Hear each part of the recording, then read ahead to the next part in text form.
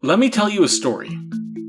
A story of happy Yoshis, and the bratty prince who want to put an end to their mirth-making. Long ago, many decades before the Mario Bros became the heroes of the Mushroom Kingdom, a young Bowser came to Yoshi's Island.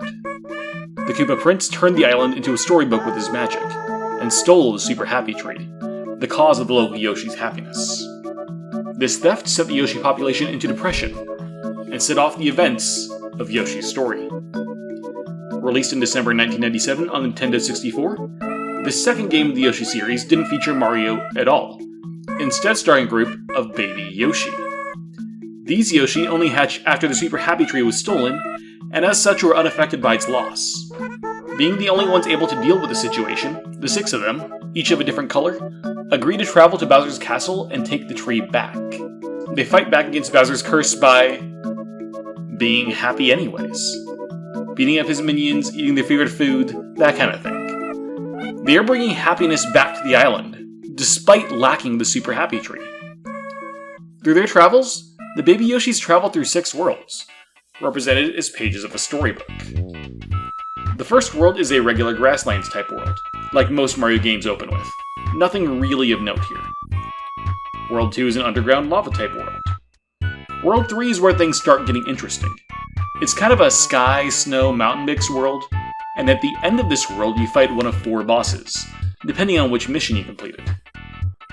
The first of these is Cloud and Candy, who looks like a cloud but really does just seem to be cotton candy, given that the Yoshis beat the cloud by eating it. Inviso is a practically invisible ghost who likes to play peekaboo. It's likely that he isn't a Boo, but he may be related to Hector the Reflector from Yoshi's Island DS. His level is also very interesting. It's called the Tall Tower in English, but its Japanese name is Tall Tower of Ravens. Given the raven enemies of this level, as well as it appearing in a cloud, I have to wonder if this is the same tower as Raphael the Raven was fought in during Yoshi's Island. Cloud Jin is a genie made up of smoke who creates fire. If I can bring mythology into Mario for a second, his connection with the element of fire would specifically make him an Ifrit, fire genies from Arabic folklore who also exist as demon-type entities in Islam. Maybe I'll make a Demon Compendium episode on them at some point, if people are interested. The final boss of this world, and arguably the most relevant, is Don Bongo, a large pudgy dragon.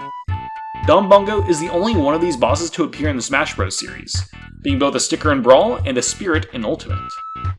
World 4 is a jungle level that has 2 very interesting levels, called in Japanese, Spike's House and Piranha's Hometown. Given these names, I wonder if this jungle is where both the Spike and Piranha plant races originally come from. The Piranha plants especially are treated as apex predators in the jungle, so there may be something to that. World 5 is an ocean level, but once again the contents of this level aren't much to write home about. However, given that the Yoshis cross an ocean, it makes me wonder if the final world of the game doesn't, in fact, take place on Yoshi's Island. This is also true of the original Yoshi's Island game, where Baby Bowser's castle was in the Koopa Kingdom. World 6 is a series of castle stages. While here, I want to mention there are actually 8 playable Baby Yoshi in this game. Green, yellow, red, blue, pink, and light blue Yoshis are your initial playable characters, but the black and white Yoshis also exist. However, they didn't hatch with the other 6 and can only be found hidden in levels throughout the game. Exactly why they aren't with the others is unclear. Maybe they just hatched separately and decided to do the same plan but without the teamwork? At the end of each castle stage, Baby Bowser is fought. The fight is very similar all 4 times, so I won't worry about them too much. At the end of the fight, no matter which route you took, Baby Bowser gives the Yoshis back their tree, commenting that its fruit tastes bitter to him, likely because he doesn't really understand happiness and friendship with the Yoshis, being a very self-centered person who only really cares about his own happiness. The fight is interesting, however, because it gives us our best hints at this game's timeline location. Not only does Baby Bowser appear, but he also mentions that he recognizes the Yoshis as Mario's steeds, showing that this game takes place after the original Yoshi's Island, when Bowser is first introduced to the Yoshis. But if you looked closely, you may have noticed another game on that timeline that you haven't seen on this channel before. That game is Yoshi's Cookie, a puzzle game released on the Game Boy, NES, and Super Nintendo.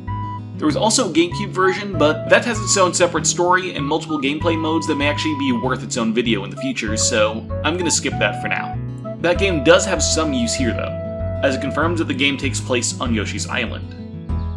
The actual story for the game is fairly simple. Mario and Yoshi are, for no apparent reason, baking cookies. They open a little shop called Yoshi's Cookie, but a little wooden cutout of a cookie that's on the sign keeps falling off and rolling away. Interestingly, at the very end of the game, Bowser and Princess Peach show up for no clear reason. Bowser isn't even being a villain, he's just there.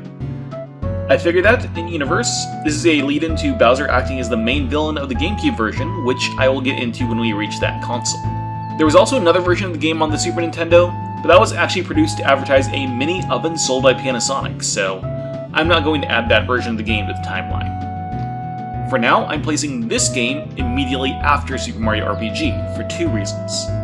First, because Yoshi still seems to be living on Yoshi's Island, this needs to go before Mario's Tennis and Super Mario Kart. On the other hand, the GameCube game features a sword, which apparently didn't exist in Mario's world prior to Super Mario RPG, so it needs to go after Super Mario RPG, which actually leaves a rather narrow period of time for Yoshi's Cookie to take place. And that's it for Yoshi's story. Another rather easy game out of my hands. Thanks for watching, and I'll see you soon.